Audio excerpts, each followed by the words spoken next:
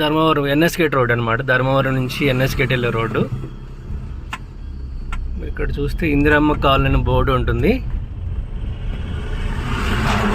NS గేట్కి వెళ్ళే road ఇది Indiramma colony.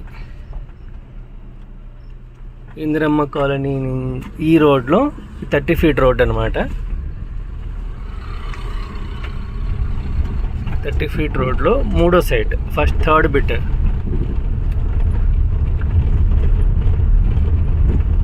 ఇది 1, 2